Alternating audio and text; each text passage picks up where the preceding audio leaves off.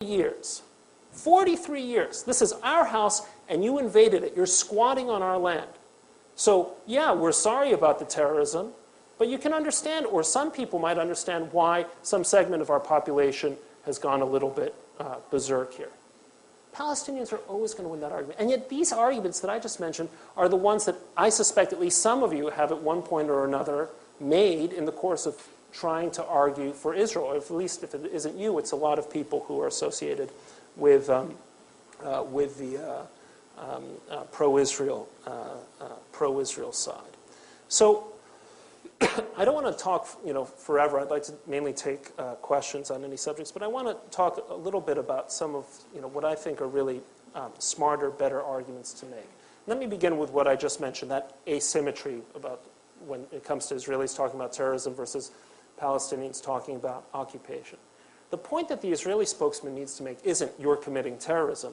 The point is, why are you committing this terrorism, and why is it that such a large segment of the Palestinian population is committed not to building a state of their own, but to destroying our state? Why is it that poll after poll of Palestinians shows that a majority of them continue to believe that the only just solution to the Israeli-Palestinian dispute is a one-state solution, effectively Palestinian, from the river to the sea? People don't look at these at this data, but it's out there. The University of Liverpool did an extensive survey of this, which showed that while something like 17 or 18% of Israelis believe that the final outcome of any agreement with the Palestinians has to be an Israel that's from the river to the sea, that it's essential, that you'd have to flip those numbers. It's, I think, 81% of Palestinians believe that that has to be the outcome. And it's not just among the Palestinian people. When Palestinian leaders talk about, we need a final agreement which includes the status of the refugees, what they're talking about is resettling 2, 3, 4 million people in Israel itself. You go to groups like Palestinian Media Watch, and they will provide you with mountains of evidence that this is what Palestinians continue to believe. Now, my grandmother was kicked out of Russia and then Germany, and I would gladly reclaim my place on the Russian throne and the rest of my Romanov inheritance and the apartments in Berlin. That doesn't happen for the rest of the world's refugees. But the Palestinians have continued to insist on it, and of course every time they insist on it, they can count on the fact that 85 to 95% of any Western audience has no idea what they're talking about. No clue what it means when they talk about the refugee situation. Now, connected to that is this concept of the occupation. A lot of people say, yeah, Israel's a terrific country. We're all for Israel. It's great, great place, wonderful. Tel Aviv, great city. But you have to end the occupation. I was on TV. I was debating David Remnick, who is the editor of the New Yorker. And Remnick had just come back from a trip from Israel, and he said, but Brett, this occupation, it's just so corrosive. It's just eating away at Israel's soul. And he says it in this kind of pathetic way of his. But the style of I felt like as he was speaking, I felt there were little umlauts in his diction. And I said, David, I agree. The occupation is bad. I wish there weren't an occupation. I wish it could end tomorrow. But for Israel, the question is, what happens the day after the occupation ends? You're assuming that the moment the occupation ends, as you see it in your Western terms, the conflict ends. But when Israel's occupation of Gaza ended once and for all in the fall of 2000 and the late summer of 2005, what happened wasn't peace.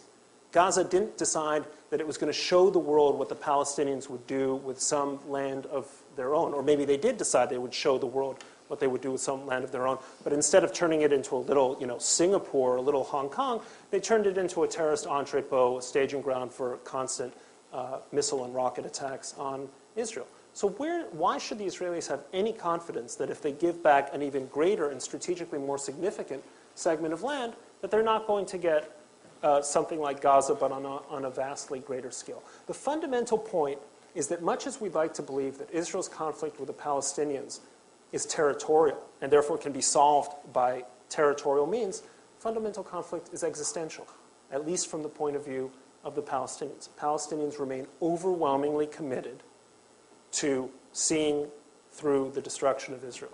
And until it becomes a purely territorial dispute, then you're going to continue to have a basic problem, whether there's an occupation or not. So people say, well, are you against a two-state solution? No, I'm 100% in favor of a two-state solution. Two-state solution is ultimately in Israel's best interest.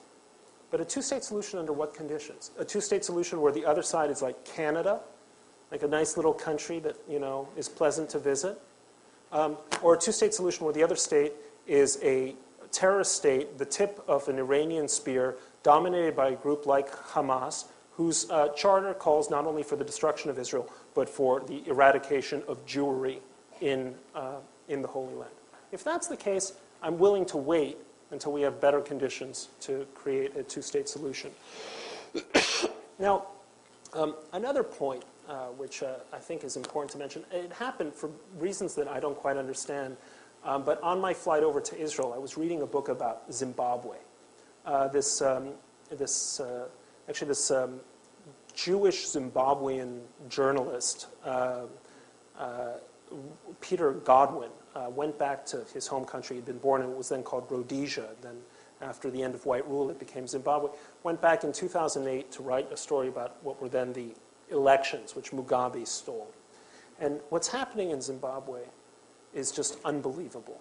I mean, it's just, you have an entire country that is effectively being deliberately starved by one of the most kleptocratic, repressive, and brutish leaders in the world today. It's an absolute horror show. Now, whenever I go to speak to college campuses and I find myself talking with students from the Palestine Solidarity Campaign or whatever, I like to say to them, I say, it's great, you care for justice in Palestine. Fantastic. When was the last time you decided that you were going to picket outside of Zimbabwe's mission to the UN or its embassy in the United States? Aren't you upset that Mugabe, until relatively recently, was winning accolades and honorary accolades from the Queen of England and honorary degrees from places like the University of Michigan? Where's your compassion for the people of Zimbabwe? Why aren't you picketing on their behalf? And while we're talking about this same subject, during the 10 years in which Israel has been more or less fighting some version or another of the Intifada of the Palestinians, that is the last 10 years, Russia has killed about 200,000 people in Chechnya. Now, Chechnya is a little Muslim enclave in southern Russia that wants to be independent. Has about 1 million people in it or so. Some of these people are hardcore terrorists, but a lot of them are just innocent civilians. And Russia has absolutely brutalized Chechnya. Think about it. If, according to estimates, Russia has killed 200,000 Chechens out of a population of 1 million. 1 out of every 5 murdered by Russia. It's just a campaign of obliteration against Chechnya. Okay? If you make the worst case assumption about Israel and what it has done vis-a-vis the Palestinians over the same time period, Israel has killed about 4,000 Palestinians. I find myself asking them, why aren't you equally upset about what's happening in Chechnya? Have you decided on a boycott, divestment, and sanctions campaign against Russia? If so, what's the difference? Because what's happening in Chechnya is infinitely worse than what's happening in Palestine. So that's another point that needs to be made. That's not to say, oh, you shouldn't care about Palestine. By all means care about Palestine. But care about Palestine in proportion to the scheme of the world's crimes. Because there are greater crimes being committed as we speak. And the truth is that with all of your obsession about the Palestinians, you haven't lifted a finger for anybody else. Well, that's a point that I think is important. Another thing worth mentioning here, there's no substitute for actually having information at your disposal. And one of the ways in which Israel haters operate is they bombard you with quote-unquote facts. The historian Richard Hofstadter once wrote an essay called The Paranoid Style in American Politics, which most of you don't remember, but all of you read it in college, I'm sure, because it's standard to read this piece. And one of the things he pointed out was that paranoid, sort of lunatic fringe types always engage in what they call facticity. So if you talk to someone who's obsessed with the idea that, say, 9/11 was some inside job, they'll always have this bizarre information like, well, why was it that Tower 7, came down, and if you look at it structurally, they go on and on and on. The Palestinians are masters at facticity too. You'd always hear Yasser Arafat saying, what about this UN resolution and that UN resolution? They kind of throw these things at you, and it was hard to keep track of the various resolution numbers, and you felt like the guy was talking from some basis of fact. And then you get the idea, well, Israel is an apartheid state. Well, Israel is a country with 120,000 black people in it, Ethiopians. So all of these people are citizens. All of these people, or at least their parents, were rescued from atrocious conditions in Ethiopia at the height of the famine there in the 1980s. Israel is a country with 75,000 Indians in it. People don't talk about this. 75,000 Indians. And Israel is also a country with 800,000 Jews, and actually more by now, but originally about 800,000 Jews of Middle Eastern descent. Israel is also a country in which there are 11 members of parliament who are Arabs. Now, Egypt, which has a population of, whose population is about 15 to 20% Coptic Christian, has a parliament that until recently had one Coptic Christian member of parliament, despite it being 15 or 20% of the population. How do you have an apartheid state in which you have genuine Arab representation in government? Where exactly is the apartheid nature of that point? So these things have to be, this kind of information has to be kind of available to you, because if it isn't, you just kind of find yourself saying, well, no, I don't think it's an apartheid state, but you don't really know what it is that you want to say. Another thing that I think is very important is we have to get away from what I call the A+ versus D- standard of judging Israel. And I touched on this a little bit earlier, when people are so keen on defending Israel as this perfect state that never does anything wrong. Last year, after that business with the Turkish flotilla, where the Israeli commandos landed on the ship, they were set upon by extremists on the ship, and then 9 of these extremists were killed by the commandos. I was very struck by the Jewish reaction to what happened. The Arab reaction, the UN reaction, all that was totally predictable. This is genocide, this is Auschwitz all over again, the usual crap. But the Jewish view was, this is a disgrace. Why didn't we have better intelligence? Why didn't we stop the ships when they, approached Cyprus? Why didn't our commandos find a way to disable the rudder? It was like, basically the idea is like, Israel is this country of supermen, right?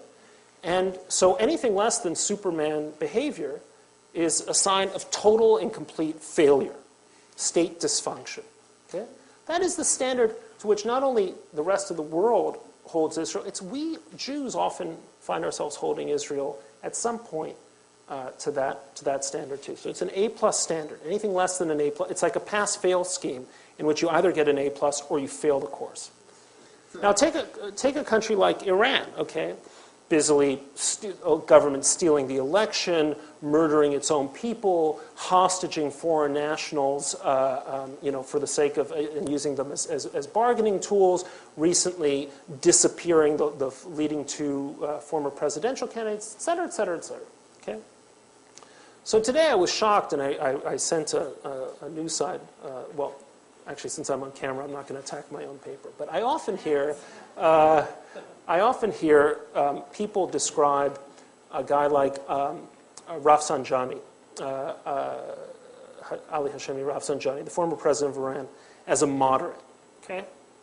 Why is he moderate? Because he's opposed to Ahmadinejad in the kind of internal scheme of Iranian politics.